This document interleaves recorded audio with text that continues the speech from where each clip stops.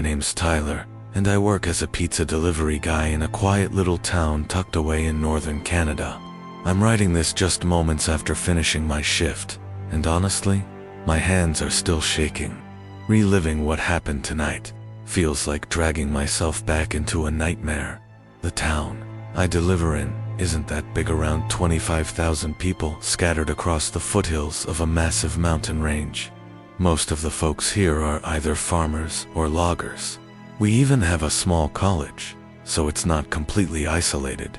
But unlike most places, the pizza shop I work at lets people order from way outside the city limits. And since so many families live out near the hills on farms, it means I often find myself driving miles into the dark, empty countryside. The deliveries can be long. Sometimes, my boss doesn't even expect us back for over an hour. And to make things worse, we're open until 5 a.m. every single night. That combination means I've seen some truly disturbing things during my time here. Creepy encounters I've tried to bury deep down, but after tonight, I can't keep this to myself anymore. Like most Tuesday nights, it started slow and depressing. The tips were terrible, and each mile I drove just reminded me how pathetic my life felt. I'd already been sent out to the middle of nowhere a few times, and, as usual, those people barely tossed me a coin for my effort. When the computer chimed with another order, I groaned. I just knew it would be another runway out there, and I was right. This time, it was to a house far beyond the city limits, an address I'd never seen before. I was annoyed until I checked the special delivery instructions. That's when my mood shifted. The slip read, "Big tip if instructions are followed. Bring the pizza inside. Upstairs bedroom. The door will be unlocked." Instructions like that aren't too unusual. People can be lazy, or maybe just too tired to come downstairs. But seeing the promise of a big tip gave me a little rush. Finally, I thought, my night was about to turn around. I hit the gas, speeding down the long stretch of dirt roads. I didn't even stop for coffee, like I usually do before these long drives. After about 25 minutes, my GPS told me I had arrived. That's when the unease started. For miles I hadn't seen another house, and now that I was here, this place didn't look right. From the road, it almost looked normal, but pulling into the driveway, I realized something was horribly wrong. The house was huge, 2 stories, but it was rotting. The roof was partially caved in, windows shattered, and where a front door should have been, there was nothing but an empty frame. It was obvious nobody had lived here in years. I grabbed the pizza box from the passenger seat, trying to shake off the nerves. But then, a sound froze me where I stood. From the upstairs window, the very place the note had told me to bring the pizza, I heard laughter, but it wasn't real laughter. It didn't sound like someone genuinely laughing at a joke. No, the best way I can describe it is as if someone was trying to imitate laughter without ever knowing what it truly sounded like. Hollow, wrong, fake. The sound slithered down my spine, making every hair on my body stand up. My throat felt dry as I croaked out a shaky, "Hello," into the open doorway. Silence. For a moment. Then, "I'm very hungry. Please hurry." The words themselves weren't terrifying, but the way they were spoken nearly sent me into a panic attack. The voice was strained, jagged, and so inhuman that I felt my stomach twist. Its rhythm was broken, its tone unnatural. Whatever was upstairs, it wasn't human. I didn't stick around to find out. I dropped the pizza on the floor, bolted back to my car, and sped away faster than I ever have in my life.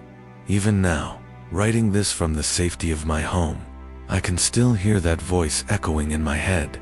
Before I moved to Canada, I worked as a delivery guy in Detroit for a few years. Most of the neighborhoods I drove through were decent enough, but every now and then, I'd get sent to places that had been gutted by the recession, places where houses rotted, people vanished, and crime hung heavy in the air. What I'm about to share happened late one fall evening, and no matter how much I try to forget, it always claws its way back. It was a Thursday night, and I was on my final run of the shift. The order was headed to one of the worst corners of the city. I wasn't surprised people still ordered pizzas, even in rough areas, but I'd be lying if I said I wasn't on edge. When I pulled up, I immediately wished I had the wrong address. The house was little more than a broken shack sitting on a barren corner lot. Not a single light glowed inside. For a second, I prayed the order was a mistake, that maybe I could turn around and leave. But the mailbox confirmed that I was exactly where I needed to be. The property was a wreck. The lawn was overgrown to my knees, trash scattered everywhere. The windows were boarded up, and the whole place looked like it should have been condemned. My gut screamed at me to leave, but quitting wasn't an option. Jobs were hard enough to come by, and I couldn't risk losing mine. I grabbed the pizza boxers, took a deep breath, and started up the driveway. The night air was cold, each breath pumping in and out of me like pistons in a dying engine. Gravel crunched loudly beneath my shoes, each step making me feel more exposed, like someone or something was watching. By the time I reached the porch, my nerves were shot. The front door was cracked open, just slightly ajar. I froze. Something about it felt wrong. I almost left the pizzas on the stoop right then and there. But protocol was strict.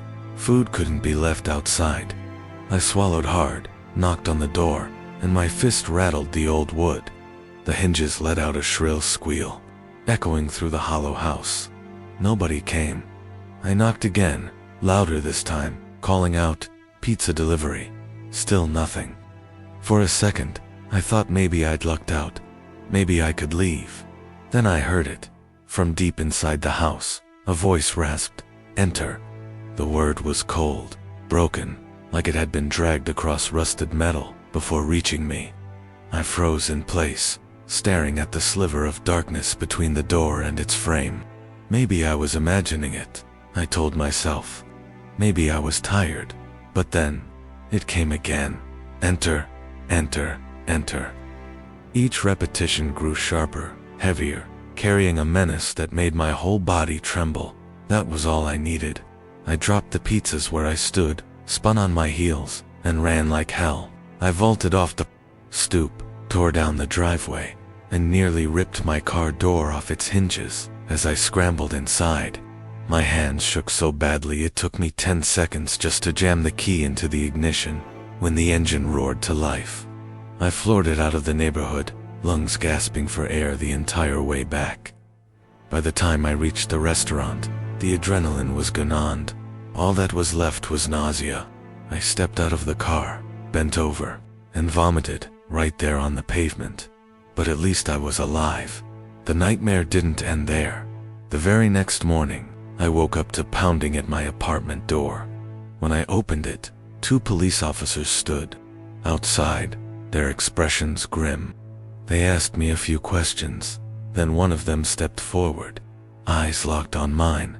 He told me 2 other delivery drivers had been found dead inside that very house. Then he pulled out a photo. My blood turned to ice. The picture showed 3 faces. 2 were slashed over with big, red X's.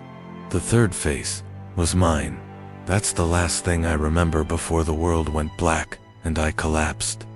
The next day, I left Detroit, and I have never ever gone back. During my summer breaks from school, I worked at a small-town pizza restaurant. It was one of those places where everyone knew each other, where the size of the town was measured not by population, but by how many traffic lights it had. Ours only had 2. Getting the job was easy. I knew the owners well. One of their husbands had been my basketball coach, and the other was like family. In fact, she remembered me coming in as a kid, scarfing down pizza with my parents. Looking back, it was one of the best jobs I've ever had. The work was fun, the pay felt incredible for my age, and the people made it feel like home. By 18, I was trusted with deliveries, and I loved it. Driving around with the windows down, music blasting, Watching the town's scenery roll by it was peaceful. But not every delivery was like that. Some neighborhoods were rough. Sometimes I'd hand pizzas to people, clearly drunk, high, or worse. But what haunted me most were the trailer parks. There were 2 of them in my town. They were run down, full of folks who worked odd jobs or lived on welfare. Some homes were falling apart. Others had massive TVs and aquariums filled with exotic fish signs that money went to strange places. Most nights, deliveries there were uneventful, aside from the lack of tips. But one delivery, one I'll never forget, still keeps me awake to this day.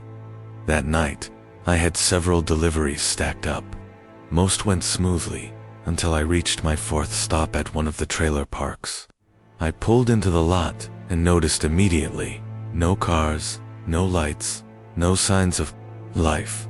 I knocked 3 times before the door finally creaked open.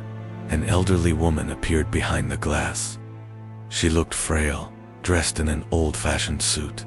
Her eyes darted nervously as she spoke. "Hello." "Hi," I said. "Your pizza delivery." She looked confused. "Pizza? I didn't order anything." I glanced at my slip. "This is 5 Trailer Park Lane, right? Are you Marie?" Her face changed instantly from confusion to pure terror. Who did you say?" She whispered. "Marie. Marie died 5 years ago." The air left my lungs. My body felt cold. I stammered an apology, saying there must have been a mistake, and she slowly shut the door, sliding the deadbolt into place. I drove back to the restaurant in silence, unsettled but trying to rationalize. When I told my managers, they laughed at first, then chalked it up to dementia. Maybe the woman had ordered, forgotten, and got confused. It had happened before. They told me to leave the pizza on the oven, just in case.